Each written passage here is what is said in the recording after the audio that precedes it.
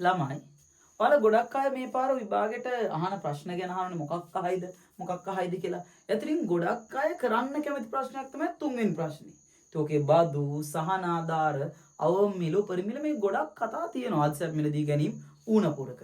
මේ ඉතින් එක එක වෙලාවෙන් වෙලාවට අහනවා. ඉතින් මේ පාර අහනවා නම් අලුතින් අහන්න වැඩිම ඉඩකඩක් තියෙන ප්‍රශ්න මොකක්ද? ඒ තමයි උපරිම මිල සීමා. තමයි මේකෙන් මාර ප්‍රශ්නයක් අහන්න පුළුවන් මේ පාර විභාගෙට මට එහෙම හිතෙනවා.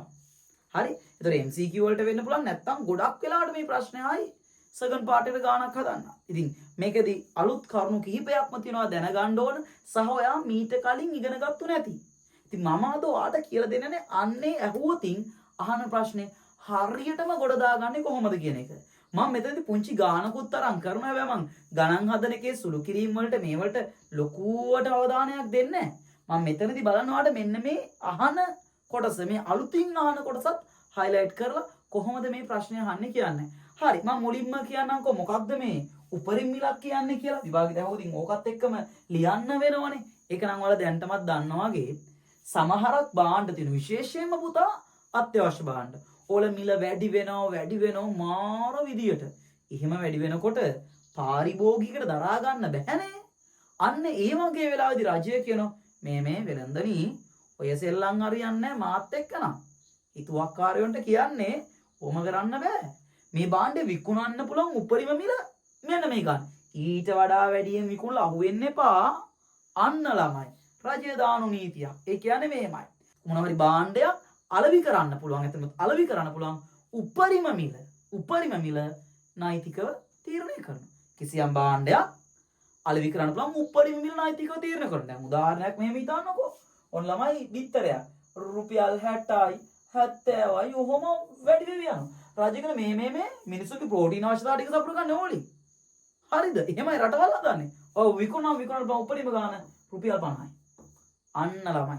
දැන් තේරුණානේ කිසියම් භාණ්ඩයක් අලෙවි කරන්න පුළුවන් උපරිම මිල නෛතිකව තීරණය කරනකොට තමයි මේ උපරිම මිලක් කියන්නේ. ඒ කියන්නේ රජය විසින් නියම කරන විශේෂිත මිලක් ඒ මිලට වඩා වැඩි ගානට භාණ්ඩ අලෙවි කිරීම නීති විරෝධී. කතාව ඉවරයිනේ. මේක දාන්නේ පාරිභෝගික සහන සලසන්නේ. හරි. එතකොට මම මෙතනදී නිකන් උපකල්පනය කරපු දත්ත ටිකක් දාලා කියලා දෙනවා එකක්. හැබැයි අන්තිම නම් වල ගානක් හදනත් කියලා දෙනවා. බය වෙන්න එපා. දැන් මෙහෙමයි වෙන්නේ. ඔන්න අපි ගමුකෝ ඩොක් ගාලා ලස්සනට අක්ෂර එකක්. ඔම ගත්තා හරි. මෙහෙම ගත්තා හරි. ඔන්න ඉතින් රජය කිව්වා මේ හරි ඊට කලින් අපි ඉල්ලුම හැසප් වෙනද ගන්න බෑ. රජය කියන්න කලින් ඒක හරි. මෙන්න ඉල්ලුම් වක්‍රේ මම බිඳුව දාගෙන ගණන් ගන්න එපා. මෙන්න සපයුම් වක්‍රේ. එතකොට මෙන්න හලෝ සමතුලිත මිල. ඔව්. මෙන්න සමතුලිත ප්‍රමාණය. පොඩක් දාගමුකෝ. P2 කියන මිලක් තියෙනවා. Q2 කියන ප්‍රමාණයත් මේ පැත්ත Q මේ පැත්ත P S D ඩොක්. හරි. දැන් P2 කියන එක ටිකක් වැඩි වෙළඳපොළ මිලක් රජය කියන මේ ඔච්චර ලොකු ගණන් වලට බෑ විකුණන්න පුළුවන් උපරිම ගාන P1කට විකුණපන්. අහු වෙන්නේ නැහැ ලොකු ගණන් වලට විකුණලා P1කට විකුණපන්. කො P1 මේදි සුදු පාටින් හඳගම පුඩි වෙනසක් එක්කත් එක්ක මොන කැටේ හඳ කමක් නැහැ නමුත් සුදු පාටින් හඳිමු. ඔන්න P1 හරි. ඔහම දැන් මම ඕක තමයි උපරිම මිල කියන්නේ ළමයි. මෙන්න උපරිම මිල සීමාව. උපරිම මිල. ළමයි දැන් වෙළඳපොලේ මිල අඩු වෙන්නේ පාරිභෝගිකය දුවගෙන පැනගෙන මේ භාණ්ඩ ගන්න. විතර වගේ නම් ඉස්සර 60යි දැන් 40යි. දෙක ගත්ත එක 5ක් ගන්න 10ක් ගන්න. අන්න පුතා ඉල්ලුම් ප්‍රමාණය වැඩි වෙනවා. ඒක කොච්චරද කියලා බලා ගන්න පුළුවන්. මෙන්න මෙතනින් ඔන්න ඉල්ලුම් ප්‍රමාණය වැඩි වෙලා. අපි તો මෙතන තියෙයි කියලා Q3 ප්‍රමාණයක් ඉල්ලනවා කියලා. හැබැයි බිත්තර හදන දැනින් කියන්නේ එච්චර හදන්න බෑ මිල අඩුයි. අපි හදන්නේ ෂුට්ටයි. අපි දෙන්නේ ඔච්චර බිත්තර ඔන්න. බිත්තර දෙන එක අඩු වෙලා. ආයෝ Q එකයි. ළමයි බලන්නකෝ ඉල්ලනවා Q3ක්. ඒත් හදලා දෙන්නේ බිත්තර Q එකයි. බිත්තර ඇත්තිද? මදිද? මදි භාණ්ඩ හිඟයක් කඩ ගන්නවලු. මෙතන බිත්තර නෑ. භාණ්ඩ හිඟයක් නම් සිද්ධ වෙනවා. භාණ්ඩ හිඟ හට ගන්නකොට වෙච්ච දේවල් වල දන්නනේ භාණ්ඩ හිඟයත් එක්ක මොකද වෙන්නේ? පෝලිමේ ඉන්න වෙනවා. අන්න පෝලිං ක්‍රම බිහි වෙනවා. පෝලිං ක්‍රමය පෝලිමේ ඉන්නකොට ආගේ ලෙෂ ටයිම් එක වාගේ විවේක කාලය ඉන්න තිබිච්ච කාලය විවේක කාලය නැති වෙලා යනවා. සමහරක් අය කැමති නෑනේ විවේක කාලය කැප කරගන්න. ඒතර සමහරක් අය නම් මොකද කරන්නේ? වෙන කෙනෙක් පොලිමට යවනවා. එතකොට ඉතින් උඩ ගානක් දෙන්න ඕන. නැත්නම් ගොඩක් වෙලාවට වෙන දේ තමයි මේ වෙලාවෙන් ගන්න ළමයි අර වංචාකාරී සමහරක් වෙලෙන්දෝ වාසි ගන්න. එයාලා මොකද ගන්නෙ? මිල වැඩි කරලා විකුණනවා. රාජ්‍ය විකුණන්නේ කිව්වේ P එකනේ. P එකට වඩා වැඩි ගණන් මොකකට හරි විකුණනවා. ඕකන අපි කළු කඩ මිලක් කියන්නේ. ඒතර බාණ්ඩ හිඟියත් එක්කනේ ඕක හටගන්නේ නම්. ඔයාලට කළු කඩ උපරිම මිල ගණන් කරගන්න පුළුවන්. මෙන්න මේ Q එක දිගේ ඕම මුඩට ගියා නම් ඉල්ලුමක් රේ තියෙන කෙලින් ඔන්නෝම ගිහිල්ලා මෙන්න මේ පැත්තෙන් එන ළමයි උනා ගණන් ගන්න එපා. කළු කඩ මිල උපරිම කළු කඩ මිල. මං හිතන P3 කියලා. හරි? ඔන්න දැන් කතන්දරේ හරි. ඔය ටික ඔයාලා ඊළඟ ගානෙන් හදන විදිහත් කියලා දෙන්න. ටොට් ගාලා. හරි මං අකුරු ටිකක් දාගන්නම් A B C D E F කියලා. හරි ඉතින් මේ කළු කඩ මිලත් එක්ක තව අධීක්ෂණ පිරයන් ජනිත වෙන දේවල් වෙනදුන් තොග සැඟවීම වගේ දේවල් සිද්ධ වෙනවා විභාගයේ දේවත් එක්ක ලියන්න වෙයි. ළමයි දැන් තමයි ඉම්පෝටන්ට් පාර්ට් එක. වඩාත්ම ක්‍රිටිකල් පාර්ට් එකට එන්නේ. හරි. ළමයි මෙහෙමනේ. දැන් කතාව පෙර පාරිභෝගික අතිරික්ත වල දාන්නවා. හැමෝම දාන්නවා. කවුද හලෝ? A B C. ආයි කතා කරන් දෙන්නේ ඒව දාන්නවා. නිෂ්පාදන අතිරික්ත ඒකට මම ආයි කතා කරනවා. නිෂ්පාදනය දානවා D E F කතාවක් නෑ. හරි. දැන් ඔන්න ඊට පස්සේ මොකද වෙන්නේ? උපරිම මිල දැම්මා. දැම්මට පස්සේ බලමුකෝ. දැම්මාම තමයි P එක මිලනේ තියෙන්නේ. ඒකින්ද බය වෙන්න දෙයක් නෑ. කෙලින්ම ඔයාගේ නිෂ්පාදන අතිරික්ත වලට හරිම ලස්සනට ලියන්න පුළුවන්. F විතරයි නිෂ්පාදන අතිරික්ත කතා දෙයක් නෑ. F තමයි නිෂ්පාදන අතිරික්ත. ඌ අඩු වෙලත් එක්ක දෙයනේ. හරි ඊට පස්සේ පාරිභෝගික අතිරික්තය. මෙන්න මෙතනදී තමයි මේ පරිවිභාගයේ ප්‍රශ්නෙනේ හොඳට මතක තියාගන්න. පාරිභෝගික අතිරික්ත පුතේ ක්‍රම දෙකකට ඔයාලට ගණන් කරන්න ඕන. උගන්නලා නැත්තම් ඉගෙනගෙන නැත්තම් මතක තියාගන්න විභාගයට එකකට හදන්න එපා. එකක් තමයි සෙවීමේ පිරිවැයක් හෝ කළු කඩ මිලයන් නොමැති අවස්ථාවල පාරිභෝගික අතිරික්තය. ඒ කියන්නේ මේ වගේ සීන් එකක්. ප්‍රායෝගිකවොත් ඔයාලා එහා ගෙදර තමයි කඩේ තියෙන්නේ. ඌයාට කවදත් වැඩි ගණන් වලට විකුණන්නේ නැහැ. අනිත් එක පොලිම ඉන්න ඕනෙත් නැහැ. ගිය ගමන් බාණ්ඩ දෙනවා. වැඩේ ෂේප්නේ. ඒතර කෙලින්ම P එක මිලට මාට ගන්න පුළුවන්. හැබැයි Q එකයි තියෙන්නේ. ඩොග් ගාලා මෙන්න මේ වගේ ඉල්ලුම් ප්‍රමාණයකට ලස්සන පාරිභෝගික අතිරික්තයක් එනවා. සෙවීමේ පිරිවැයක් නැත්තම්. නැත. කවුද? A B D. හරි? හැබැයි වැරදිලාවත් ඔයාලට පෝලිං වල ගිහිල්ලා කට්ට කාලා චාටර් කාලා නම් ඕක ගන්න වෙන්නේ. ඔයාලට සමහරකට කළු වල මිලට පවා ගන්න පුළුවන්. නැත්තම් වෙන එකෙක් පොලිමේ තියෙන්න පුළුවන්. ඒතකොට සෙවීමේ පිරිවැය ගියොතින් ළමයි මෙන්න මේ BD කොටස සෙවීමේ පිරිවැය විදිහට වෙන් කරයි නැත්තම් කළු කඩ ආදායම විතර වෙන් කරයි. ඒතර ඔයාලට පාරිභෝගික අතිරික්ත වෙන්නේ ඒ විතරයි. ආයිම කියන හොඳට මතක ගන්න විභාගෙදී සෙවීමේ පිරිවැයක් පවතිනම් පාරිභෝගික අතිරික්තය ඒ විතරයි. හිච්චි. සෙවීමේ පිරිවැයක් නැත්තම් අලුත් ප්‍රොෆෙසර් කියන්නේ නැත්තම් පාරිභෝගික අතිරික්තය A B D. හරි? ඒකත් නෙමෙයි වැදගත්ම පාඩේ. තා පොඩ්ඩක් ඉස්සරහට නේ. ඒකත් ඔයා දැන් දන්නේ. දැන් නම් ඒකත් මතක තියාගන්න. ආයි කියන සෙවීමේ පිරිවැයක් තියෙනවා නම් ඒ විතරයි හිච්චි. නැත්තම් A B D. හරි? ඊට පස්සේ නම් කොහොම කිව්වත් අහිමි සුබ සාධනය අවුලක් නෑ. වාත් කලින් ඉගෙනගත්තු වගේම C සහයි. C සහයි ඕ පාස් පේපර් වලක් තියෙනවා. කොහොමද අහිමි සුබ සාධන හටගන්නේ? ඒ කතාව අවුලක් නෑ. තව දන්නේ නැති එකක් දන්නේ නැත්නම් මතක තියාගන්න කළු කඩ ආදායම හොතින් BD. කළු කඩ ආදායම හොත් BD. දැන් ඕක නෙමෙයි මගේ කතාව. MCQ එකකට අහන්න පුළුවන් වැදගත් කොටසක් තියෙන්නේ තමයි මේකෙන් පස්සේ පාරිභෝගික අතිරික්ත වැඩි වේද අඩු වේද? නිෂ්පාදන අතිරික්ත නම් ශකබුම් අඩු වෙලා අවුලක් නැහැනේ පුතේ. පාරිභෝගික අතිරික්ත වැඩි වේද අඩු වේද හොත් හරි ලස්සන උත්තරයක් තමයි තියෙන්නේ. ඔන්න හොඳට මතක තියාගන්න. හරි? ඔන්න ළමයි ඉල්ලුම, ළමයි සැපයුම ඔන්නෝම තිබුණා. හරි. මෙහෙම දැන් උපරිම මිල. හරි මෙහෙම ආවා. මෙහෙම ආවා. ඔහොම ආවා. හරි මම අකුරු ටිකක් දාන්නම්කෝ. A B C මෙතනින් දාමු C D E F. හරි නිෂ්පාදන අතිරික්ත කොහොමත් F නේ අවුලක් නැහැ. හිතන්න මෙන්න මෙහෙම සෙවීමේ පිරිවැයක් තියෙනවා. කතා දෙකක් නැහැ. කතා දෙකක් නැහැ. no argument මොනවත් ආගියු කරන් දෙන්නේ නැහැ. සෙවීමේ පිරිවැයක් තියෙනන් දෙයියනේ පාරිභෝගික අතිරික්ත අඩු වෙනවා ඒ විතරයි. ඒ විතරයි අඩු වුණා. ඒ කාරණේ කලින් ABC දැන් ඒ විතර අඩු වෙලානේ දෙන්නේ. බලන්න දෙයක් නැහැ නේ හැබැයි මෙන්න මෙහෙම කියනවා. සෙවීමේ පිරිවැයක් නැත. දැන් පාරිභෝගික අතිරික්තව දාන්නවා. හරි. සෙවීමේ පිරිවැයක් නැත්නම් පාරිභෝගික අතිරික්ත පුතේ A B D නේ. අවුල තමයි දැන් වැඩි වෙලාද නැද්ද? වැඩි වෙලාද නැද්ද? ඔන්න හොඳට මතක තියාගන්න. හොඳට මතක ගන්න වැදගත් එක ළමයි නිදහස් සමතුලිතය යටතේ පාරිභෝගික අතිරික්ත කවුද? ABC. ABC. එතකොට සෙවීමේ පිරිවැයක් නැතෝ තියෙන එක හිතන්න එපා. ඒතර අඩු වෙන එක අමතක කරලා දාන්නකෝ. සෙවීමේ පිරිවැයක් නැත්නම් පාරිභෝගික අතිරික්ත ABD. මේ බලන්න කලින් ABC නිදහස් සමතු දැන් ABD. වැඩි වෙලාද අඩු වෙලාද? C අඩු වෙලා හැබැයි D එකතු වෙලා. අන්න කතාව. C කියන එක අඩු වෙලා කියලා මෙන්න ABC ඇතුළේ හිටිය මේ බලන්නකො මේ ABC ඇතුළේ හිටියා. දැන් ABD කියනකොට මේ අන්න C අඩු වෙනවා මේ හිටපු C අඩු වෙනවා. හැබැයි ඉතින් D එකතු වෙනවා. ළමයි පාරිභෝග අතිරික්තේ වැඩි වේද අඩු වේද කියන එක තීරණය වන්නේ C ලොකුද D ලොකුද කියන එක මත. C ලොකුද D. ඔයගේ D ලොකුයිනේ. එහෙම කියන්න බෑ පුතේ. ඒක තීරණය වන්නේ ඉල්ලුම් හා සැපයුම් නම් මේ තාමත. ඔන්න හොඳට බලන්නකො මම ලස්සන රූප දෙකක් ඇඳලාට මේක කියන විදිය කවදාවත් අහලා නැත්නම් ඒත් බලා ගන්න. ඔන්න කතාව. ඔන්න බලන්න.